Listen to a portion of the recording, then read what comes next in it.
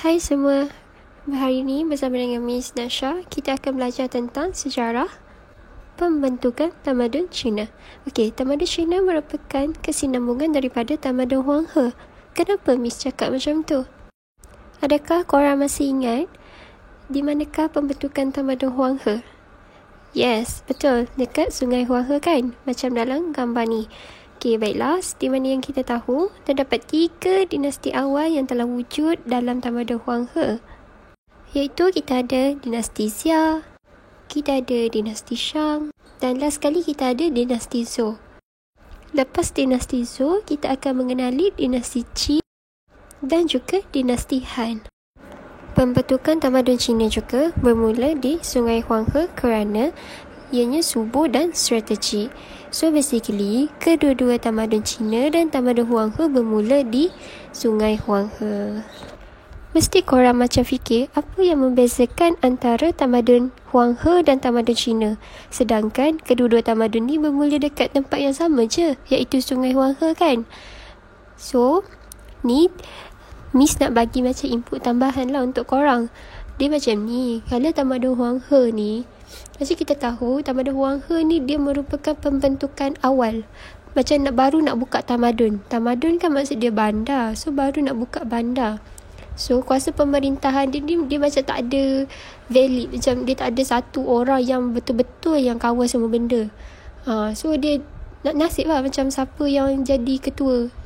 Biasanya dia akan lantik kat wilayah-wilayah macam tu je. Tapi kalau tamadun Cina, dia dah besar. Dia dah macam dah satu empire dah, macam lebih kurang macam tu lah. So dia ada maharaja. So kuasa pemerintahan diorang tu dekat maharaja.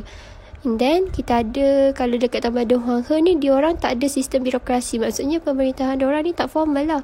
Kalau tamadun Cina dia ada sistem birokrasi. And then kalau dekat tamadun Huang He, dia punya perluasan wilayah ni sangat terhad lah. Sebab dia kira untuk membangunkan bandar. Bukan, dia tak adalah macam nak meluaskan lagi. Nak bentuk bandar dulu.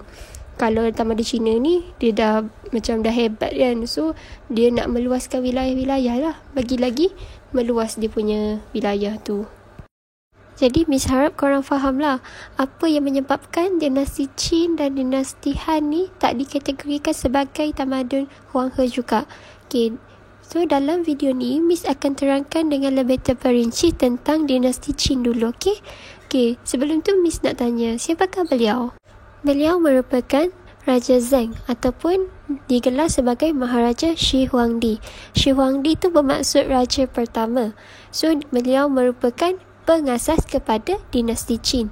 Dinasti Qin telah wujud sejak tahun 221 sebelum Masihi sehingga 206 sebelum Masihi.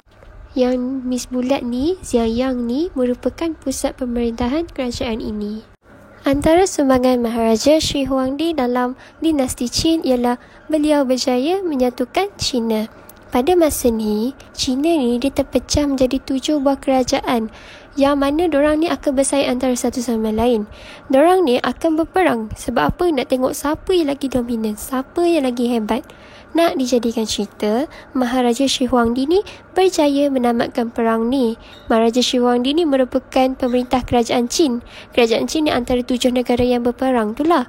So, Maharaja Shi Huangdi ni bertindak menyatukan ke-6 buah negara tu menjadi satu pemerintahan yang bersatu. Dalam bidang pendidikan, zaman dinasti Qin ni, pendidikan dia menekankan aspek pemahaman perundangan yang diasaskan oleh siapa? Oleh Han Feizi. Yang mana Han Feizi ni dia mengutamakan ketegasan undang-undang untuk mengawal tingkah laku manusia. Antara sumbangan yang lain oleh Maharaja Shi Huangdi dalam bidang pendidikan ialah beliau berjaya menyeragamkan sistem tulisan. Sampai di sini saja penceritaan Miss mengenai dinasti Qin. So, for the next video, Miss akan terangkan untuk dinasti Han pula.